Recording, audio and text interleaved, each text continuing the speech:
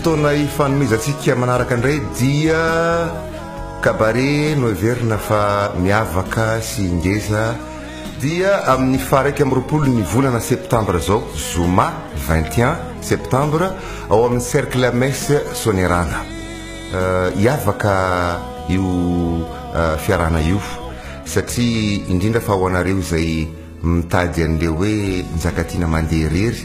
na injakatiana ranoray dia amin'io zany tena afaka manara-po tsara izay tena hoe mpakafy an'izany zakatiana zany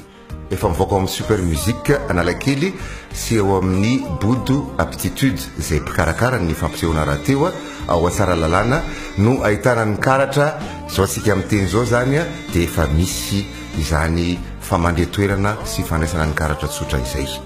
araka ny maha hoe njakatiana irery azy fa tsy miaraka amin'olo izay satria fantatro fa be dia be aminareo maniry an'izay zavatra izay dia omena fahafaponareo zany amin'izay amin'ny resaka répertoire na fandaharan-kira mety misy ny interprétation tsika koa moa rehefa miaraka matetika azo ataon'ny rehetra izay zavatra miendrika fifaliana rehetra zany hoe misy fampandizana ihany koa ataonay eo ny karazana gadokira rehetra amin'ireny fiarahantsika mahazatra reny dia nanafatra tokoa mpikarakara fa tsy ho sahirantsika zany rehefa tonga atoerany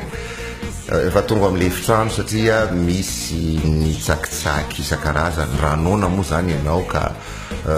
na tsy te sakafo zany miala avy any an-trano raha mafanafana ianao anatin'ny ambiance tsy maintsy mangetahita ihany ka misy ny tsakitsaky sy ny zava-pisotro rehetra izay ilaina